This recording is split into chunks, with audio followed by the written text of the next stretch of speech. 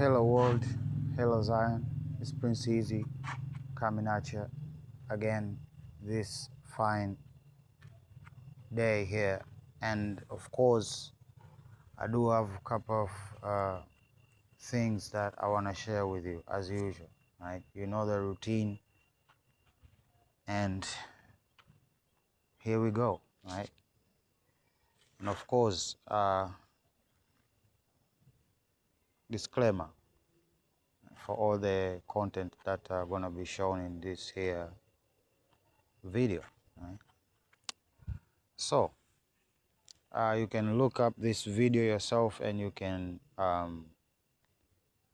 listen to what the opinions are thereof, right? And it looks like a critique of God, right? And his decisions, right? He seems from his perspective that he is unfair, right? In his decisions, right? So I'm here to respond to that challenge, right? And of course, we are going to use the same scriptures that he used to demonize the Israelites from the Bible, right? Because that's what it is, right? So we're going to tackle the challenges as per the subject matter grouped, right? So we're going to first handle the issue of Cain and Abel, right? Cain and Abel, because this parallel continues on and on, as we are going to also cover it when we are talking about Esau and Jacob. It's the same thing, okay? So let's begin with Abel and Cain, right? Okay, so we go into the Bible, right, and what it says. This is Genesis 4, right? And she again bare his brother Abel, and Abel was a keeper of sheep, but Cain was a tiller of the ground. And in the process of time it came to pass that Cain brought of the fruit of the ground an offering unto the Lord. And Abel, he also brought of the firstlings of his flock and of the fat thereof. And the Lord had respect unto Abel and to his offering. Right? So here you need to read between the lines, right? When he's describing Cain's sacrifice and how he's describing Abel's sacrifice. Very two different stories, right? Number 3 and number 4, right? And also Cain's offering had no respect, right? And Cain was very wroth, right? And the Lord said unto Cain, why art thou wroth? And why is thy countenance fallen? If thou doest well, thou shalt not be accepted. And if thou dost not well, sin lieth at the door. Okay, so it goes into explain why and exactly what happened until we had an Abel and Cain, right? And after that, the one that took up the mantle of Abel after the death. Okay, so this is the first group and its explanation, right? And I think I'd say this over and over. I can't stop saying it. I think people should actually read the text, right? They should actually read the text, right? Not come up with conclusions. No, what does the text say? What type of conclusion does it give, right? Because here it's not about Abel and Cain. No, right? It's not about Abel and Cain. This is about the Lord and Cain. Abel had nothing to do with this, right? He had nothing to do with this. But since Cain, in his heart, he let jealousy and all of these things overcome him, just like Esau. I shall show you the proof, right? Because there is this big argument apparently out there, right? So this is why his sacrifice was not accepted. First, it was not the best of his crops, and second of all, he had no respect for what he was doing. The reasons are given right there. I hope you can read, right? This is a app from the Bible app, right? There are many, many other versions, and they say the same thing. It goes into explain why his sacrifice was not accepted. So let's talk about Jacob and Esau, right? Because there is where the professor created a pattern, right? And it's a conclusion, right? A conclusion that I do not accept, but again, it's a conclusion nonetheless, right? And here we are here to challenge each other, right? So let's look up what happened to Esau and Jacob.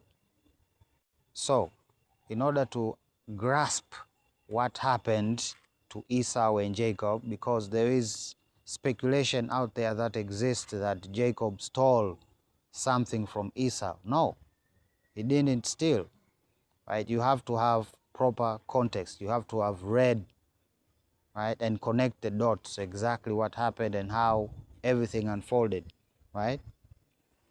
So here, and Isaac entered into the Lord for his wife, because she was barren, and the Lord was entreated of him, and Rebekah his wife conceived. Okay? And the children struggled together within her, right? This is before they were even born. This is how a little bit far back you have to go in order to have context, right? And of course, his wife Rebekah conceived, right? And the children struggled together within her. And she said, if it be so, why am I thus? And she went to inquire of the Lord. And the Lord said unto her, two nations are in thy womb, and two manner of people shall be separated from thy bowels. And one people shall be stronger and the other than the other people, and the elder shall serve the younger. Context: the elder shall serve the younger. And when her days to deliver were fulfilled, behold, there were twins in her womb, and the first came out red all over like a hairy garment, and they called his name Esau. Right? They are describing a person with no melanin. Okay, with no melanin. That is how Esau looked like. Right? And after that, his brother came out, and his hand took hold of Esau's heel, and his name was called Jacob. Okay, now this is the fulfillment of that prophecy that was told to Rebekah by the Lord prior, right? That the firstborn will be serving the younger one. Or should we, it's right there, 23, at the end of it. And the elder shall serve the younger. The elder being Esau, described as Esau, right? This person without melanin, born from two melanated people, right? The only reason they're taking their time to describe how Esau looked like, because he was unusual. He was unusual because all of them were melanated. Okay? And after that, he came out, his brother came out, right? That was the second born, Jacob. So whatever unfolded after that was all part of God's plan to lead that blessing towards Jacob. Okay, so now Esau is raving and raging and complaining and killing and plundering, trying to spite God. That's what we have. And they have even gone as far as to take up our identity. Now Esau is calling himself Jacob. Literally declaring himself the 12 tribes. Not only that, but the leader of the 12 tribes. This is how far it has gone. And people have died for this. Right? So when we talk about it, we have to give it context. Because these things are spiritual. This is all spiritual warfare. Most wars are. Look at what is happening in Sudan. One people believe to be superior than the other. Where do you think they got that idea from? Their faith. Whatever they believe. It's not actually up for debate, nor is it up for, I don't know, reinterpretation or anything of sort. No, they're just going out there and just doing it.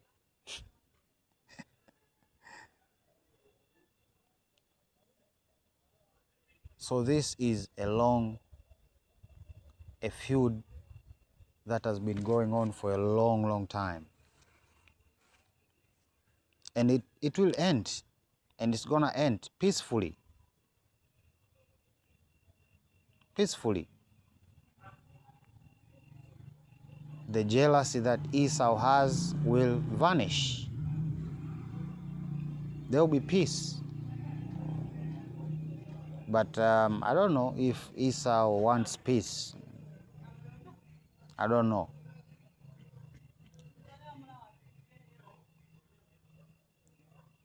But as per the book, peace. Right? There have been ups and downs, let's just say that, right? You have read the history book yourself, right? This book that people call the Bible. Right? From Esau to David, same tendency, right? And also a very interesting remark that you made about David. You say David was the king's mercenary. That was quite an interesting observation. And I don't think it is based upon the scripture or what is written. You can reinterpret, you can say anything you want about it, but as per the references, he was not a person of the army, right? He played music instruments, but the king was like the same as Cain and the same as Esau. The same spirit was upon them, this jealousy, right? They were so jealous of David. He started throwing music instruments at him. You need to read the thing, right? David himself had to be saved on one occasion by the children of the king because they saw his father, they saw it that their father has gone mad of jealousy, right? And these are the events that followed after he slew Goliath. And of course, we can talk about the circumstances of how he went into that battlefield, right? David was not even on the battlefield. He was in the field with the cattle, right? That's what he was doing, right? Even that instrument that he used to kill Goliath with, that sling, that was not a standard military weapon at that time. That was more for wild animals and stuff, right? There is even a whole page that goes on to say he was given heavy equipment and he couldn't do this and that. But the spirit of jealousy overcame, and that led to his demise. Not that David plotted to kill him, no. He wanted to serve, and he served on his court. But still, that wasn't enough. The king was literally plotting to kill the man. Right? This is what the scripture say, at least. So we can go on and on and on and on and on and on and on. The thing is all, even now, the same thing is happening. These two parallels. And it has to end.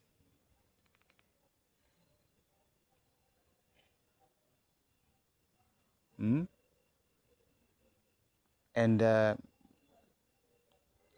don't think the creator is happy with either. Okay? That's why David couldn't build the temple. He said, you have blood in your hands. So all I'm saying is this, in a spiritual talk.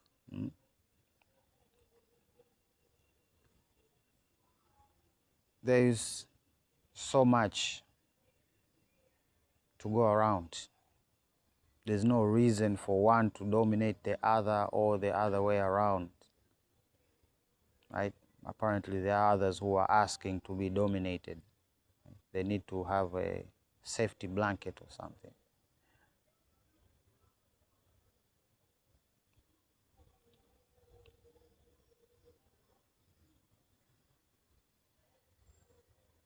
And seems to me like America and even West Europe, not West, West Europe, and even parts of the so-called Baltic or whatever, they have this same spirit, and it always ends the same way.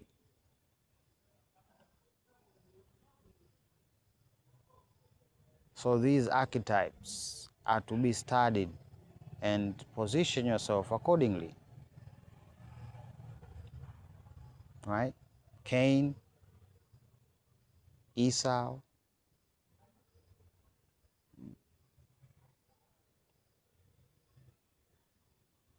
same spirit.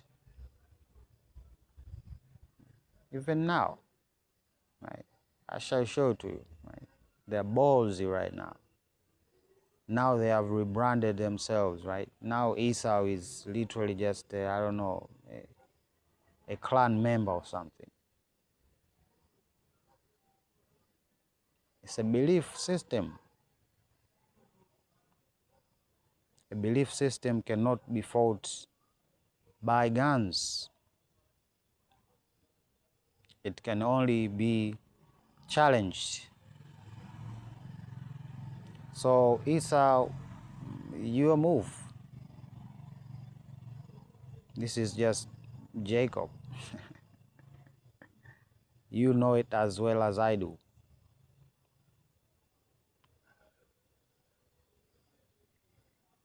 And there are two outcomes.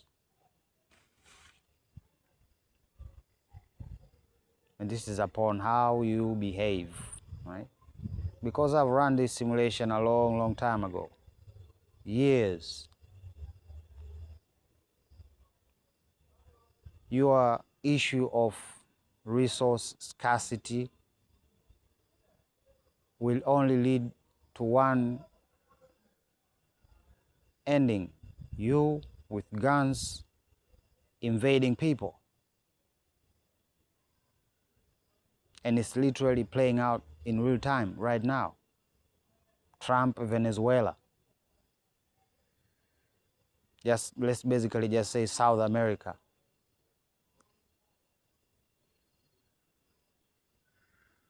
And far north, Atlantica too. They get the smoke.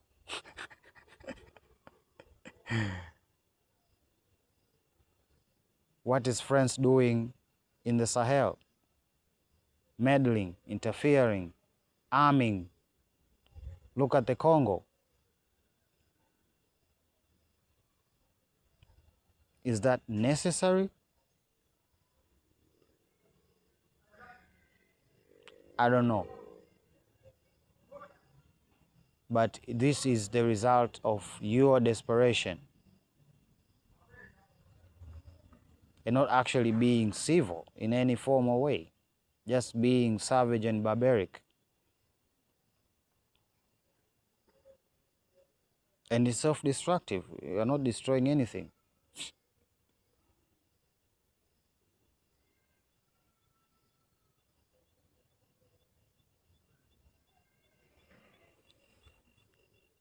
Maybe I'm talking to the void, right?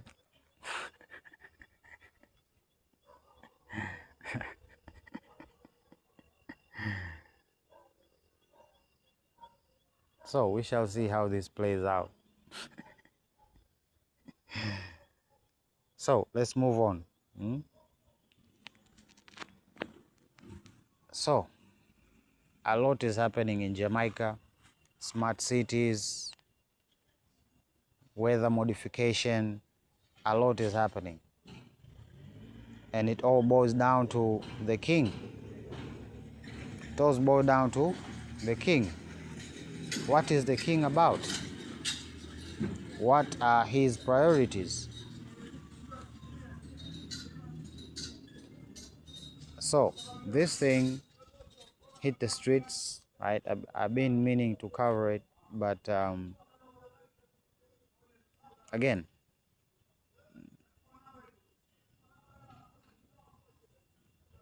it's a craze, apparently. Right? Now we have gold toilets.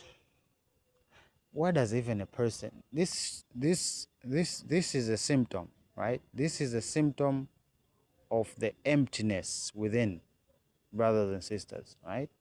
This is my psychological analysis. If you need a gold toilet, you are empty. Inside, you are empty. And there's no materialistic thing you can put up in there to fix it.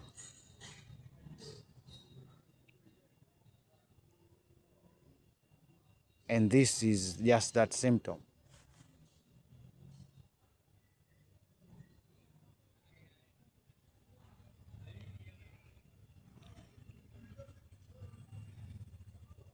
More symptoms. They can't stop.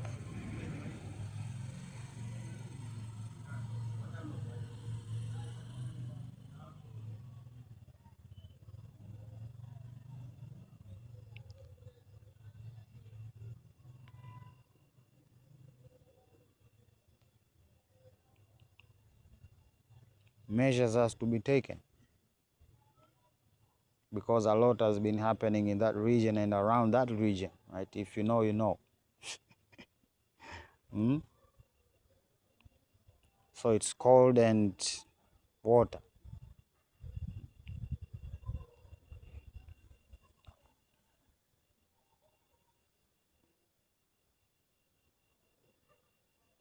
They chose the most cunning photo of sea. Well, this slide right here has a lot.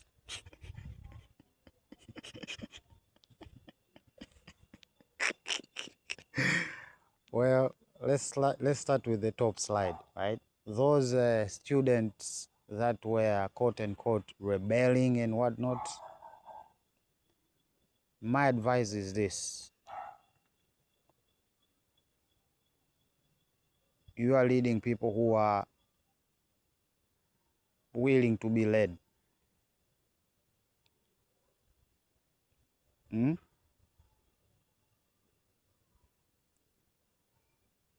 So yeah.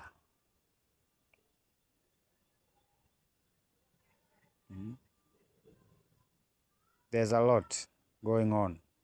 And at the bottom, I can't even begin to unravel that.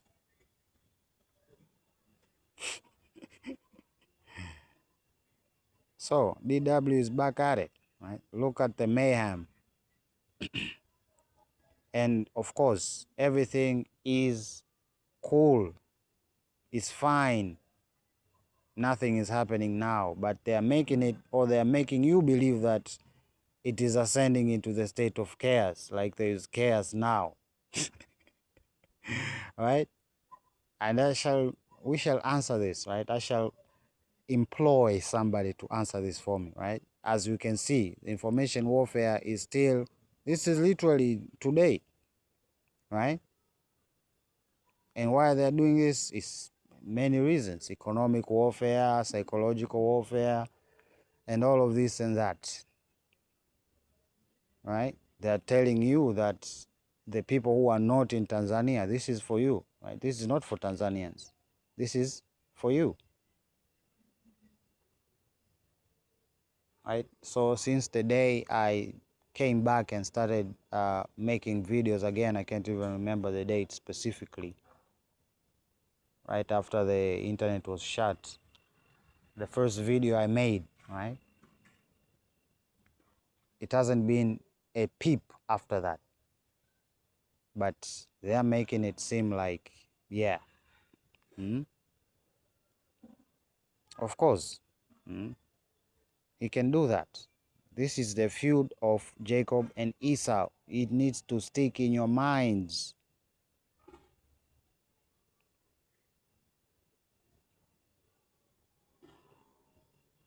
And I'm ready to end this peacefully. We share this quote-unquote inheritance. The feud was not even supposed to happen in the first place. Just sheer misunderstanding and whatever we can call that, barbarism, right? A quote from the Mummy by Tom Cruise. The demon in there was saying those were different times. And yes, when we are talking about whatever was happening back then, you have to literally, you cannot observe those things unless we are doing a retrospective whatever. You have to look at the events as the way the world was back then, not how the world is today, right? Not for the better or worse, but again, context, right? So here, this is the feud, right? This is 1 day ago. This is how much the investment. Tanzanian government denies mass killing. This is not true.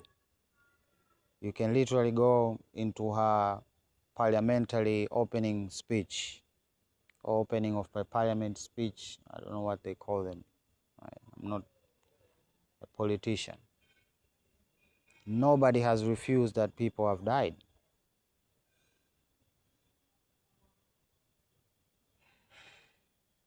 But again, right, this is war. So let's read. Interference in the electoral process of the countries of the global south and the global east is based in an international electoral standard which Washington and its allies have formed, right?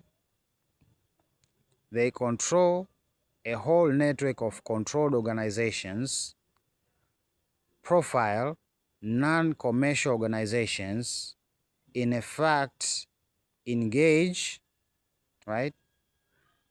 They're engaging in what? You can speculate. You can get creative, right? You can get creative on what they're doing and what they tried to do during the election of Tanzania, right? And what they're still continuing to do, right? And unfortunately, again, patience.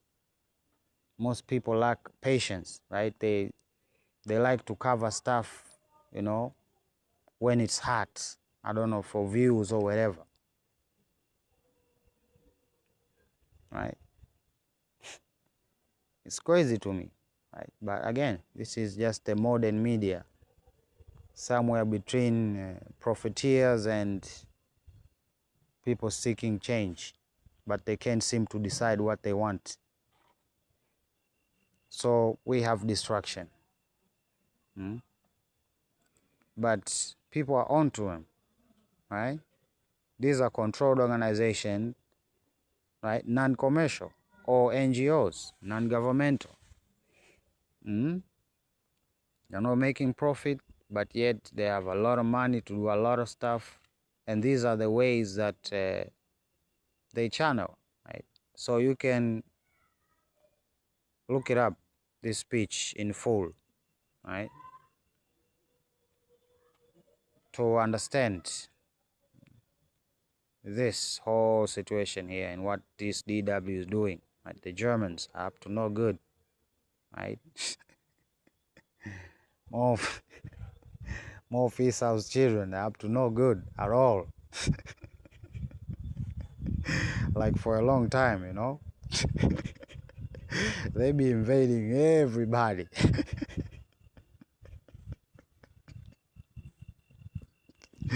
This is not even funny, people, you know. It's not funny, you know. But I'm willing to choose what you're choosing, right? For me, you have chosen to threaten me with death and try to kill me a lot of times and this and that, right? Okay, that's what you have chosen, right? I can't choose for you. You have to choose as a collective. Like, you know what? This is preposterous, right? We are fighting for stones, yet we are losing the most precious resource, which is people. And it's crazy to me, but again, like I said, self-destructive. That's your tendency. Hmm? Hmm?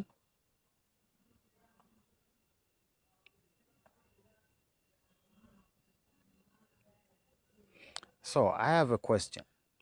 Before the maandamano, before the protests of the 29th, I remember there was a bishop that came here and used the word mazuzu, if I've not mistaken.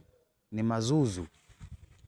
Kwamba he said that this particular bishop, I hope the records are here, I can't remember the specific video, right? But I did make I remember specifically. He basically called the young people of Tanzania idiots for not protesting. Right now we have time to reflect. They are not talking about what they say to basically which led to the exacerbation of the. Is that proper English? Right. It is proper English, I think. Right. They basically just threw more wood into the fire. That's what you did. Right. Your fellow bishop. Right. Or I don't know if he was a bishop or cardinal. Right. And he was from Baganza or something like that, if I'm not mistaken. Right. And of course, the young people of Tanzania, they are not Mazuzu.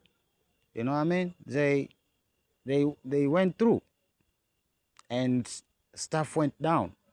A lot of bad stuff went down that you are not even interested in covering. Like at all.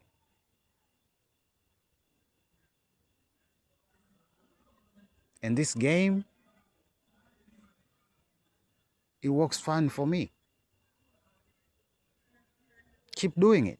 Continue doing it. Continue doing it.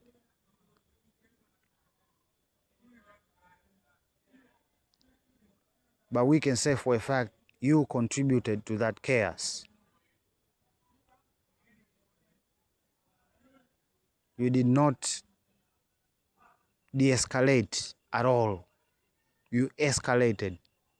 You even encouraged escalation, for that matter. And people died. And you, as a quote-unquote shepherd, that blood is in your hands. You led your own sheep to slaughter. If you call the government the wolves, then what?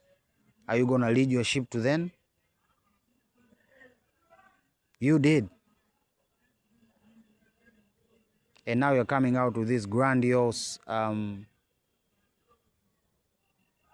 statements and stuff. But you played a role, and every one of you, every one of us knew that this thing was bad, and it's gonna get bad before it even got bad. We knew it. And you cannot act stupid with me. You knew exactly what was happening and what was going to happen. If the thing happened, you knew this for a fact. This cannot be challenged. But you were willing to make that sacrifice. That few blood drops, in your opinion, were worth it. It was worth it. That's a calculation that you made. Pole Pole, Gwajima, that's a calculation that you made.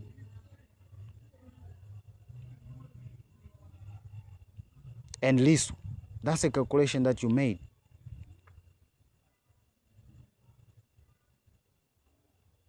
These few drops of blood, they're worth it for whatever we are trying to achieve. We are in a noble pursuit here. You call yourself leaders. Please continue making a joke of yourself. Please continue.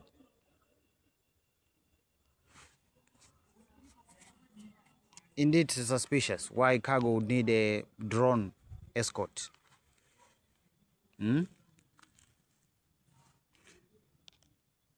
Last I heard, America was planning to ban these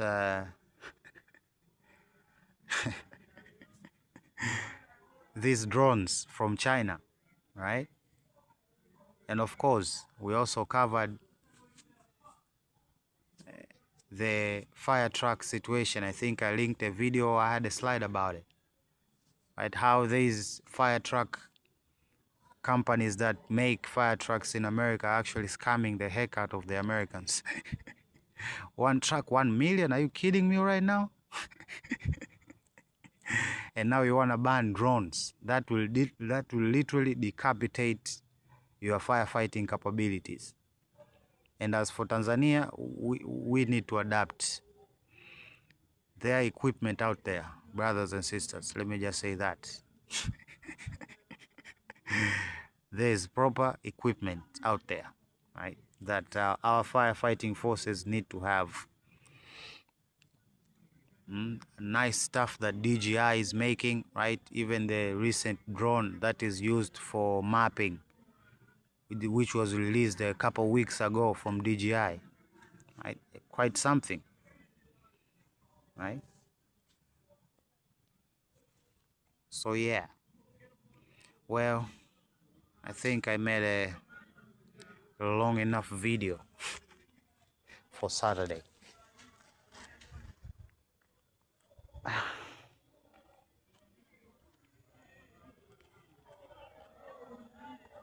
It is what it is. People make decisions, free will and all. And of course, there are consequences to those decisions.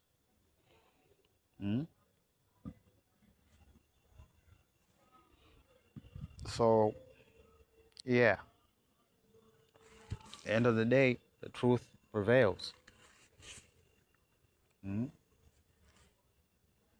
me as David, as Michael, that's my offer. End it peacefully. Okay? There's a reason that these two titles are used in substitution.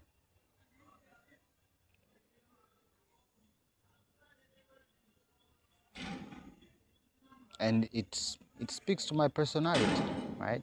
I am as soft as I am hardcore.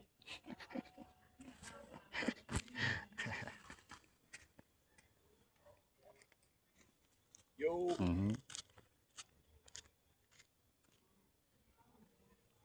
And that's the truth. So yeah, hear from you. Why do I always say that? You're gonna hear from me when you hear from me. Right? Prince Easy signing out. Love you. Bye.